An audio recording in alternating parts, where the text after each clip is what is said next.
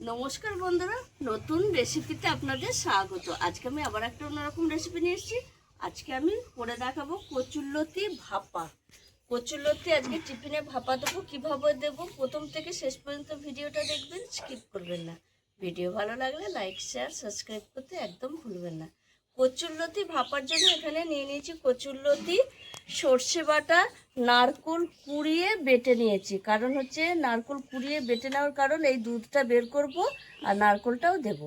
লবণ, সর্ষের তেল, কাঁচা লঙ্কা, লঙ্কার গুঁড়ো, হলুদ গুঁড়ো, আর কিছু লাগবে না। প্রথমে এদিকে আমি ভাতে ভাপা দেব, তার জন্য ভাতটাও বসিয়ে নিয়েছি। এদিকে কচুরলতি ছাড়াতে ছাড়াতে ভাতটাও ফুটে উঠে যাবে। কচুরলতিটা আমি ছাড়িয়ে নেব। এই দেখুন বন্ধুরা, এইভাবে আমি এরকম বটির ইয়েতে ছাড়িয়ে নিয়েছি। আর যেই কচুরলতি একটু পাকা ধরনের হয় সেগুলো একটু এরকম ছাড়িয়ে নিলেই উঠে যায়। আর কি সুন্দর উঠে গেছে দেখুন। এইভাবে আমি কচুরলতি সব ছাড়িয়ে আমি ধুয়ে নিয়ে এসেছি। এবার আমি মাখিয়ে নেব। এখানে প্রথমে আমি নারকেলের দুধটা বের করে নেব। নারকেলের দুধটা আমি হাতে করে চেপেই বের করব। আপনারা ইচ্ছে করলে ছাঁকনির সাহায্যেও বের করতে পারেন। এই দেখুন বন্ধুরা, কি সুন্দর বেরোচ্ছে। আর এটা যদি নারকেলটাকে যদি গরম জলে দুধ বের করা হয় তাহলে অতটা দুধ ভালো হয় না, ঘন হয় না, একটু পাতলা হয়। আর নারকেলটা সাইডে রেখে দেব, এই নারকেলটাও দেব। এবার কচুরলতির মধ্যে আমি দিয়ে দেবো স্বাদ মতো লবণ,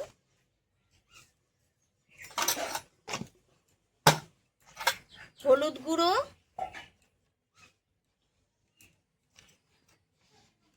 লঙ্কা গুঁড়ো। কচুরলতিটা একটু ঝাল ঝাল করবো, একটু বেশি করেই দিলাম। এবার আমি দিয়ে দেবো সর্ষে বাটা,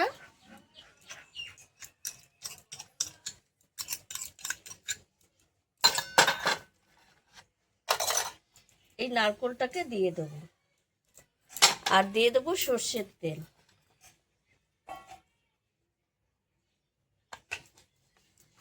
দিয়ে কচুরলতিটা ভালো করে মাখিয়ে নেব।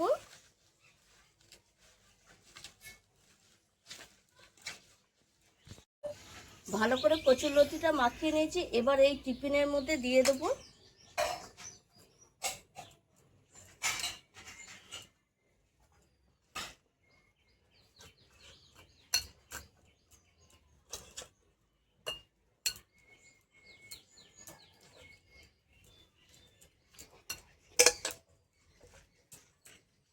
আপনারা ইচ্ছে করলে এর মধ্যে লেবুর রসও দিতে পারেন। যারা মনে করবেন যে গলা ধরার ভয় থাকে তারা লেবুর রসও দিতে পারেন, কিন্তু এটা দেওয়ার প্রয়োজন নেই, এটা দেশি কচুরলতি। এবার আমি দিয়ে দেবো নারকেলের দুধটা। উপর থেকে দিয়ে দেবো এই যে চেরা কাঁচা লঙ্কা 4-5টা। এবার দিয়ে দেবো সর্ষের তেল,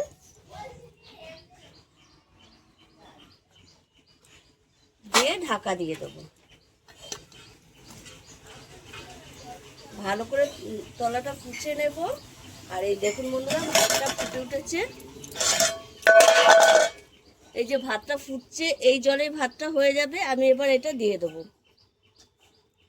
দিয়ে ঢাকা দিয়ে দেবো ওপর থেকে। ভাতও হয়ে যাবে, লতিও হয়ে যাবে। দেখুন বন্ধুরা, আমি ভাতটা এই মানে ফুটে ওঠার পর আমি এরকম 20 মিনিট ভাতটা রেখে দিয়েছি। এবার আমি খুলে দেখে নেব হয়েছে নাকি। আর যখন আপনারা এরকমভাবে ভাতে দেবেন তখন জলটা ঠিকঠাকভাবে দেবেন, যাতে আর জ্বালানিটা লো টু মিডিয়াম আঁচে রাখবে। ভাতটা ফুটে ওঠার পর লো টু মিডিয়াম আঁচে জ্বালানিটা রাখলে তাহলে খুব ভালোভাবে ভাতও সেদ্ধ হয়ে যাবে, আর যেটা ভাপা দিয়েছি তাও সেদ্ধ, সেটা মাছই বলুন আর লতি বলুন, যে কোনো জিনিসই বলুন। এবার আমি খুলে দেখে নেব। দেখুন এই দেখুন, দেখছেন আমার ভাতটাও হয়ে গেছে, এ দেখো ঝরঝরে, আর এদিকে লতিটাও হয়ে গেছে। এবার আমি চুলেটা নামিয়ে রাখবো, পরে আমি খুলে দেখাচ্ছি একটু ঠান্ডা হওয়ার। এবার একটু ঠান্ডা হয়ে গেছে, এবার আমি খুলে নেবো টিফিনটা। দেখুন বন্ধুরা, কত সুন্দর হয়েছে লতিটা। এই দেখুন, দেখতে পাচ্ছেন, আর একদম ঠিকঠাক হয়েছে। আর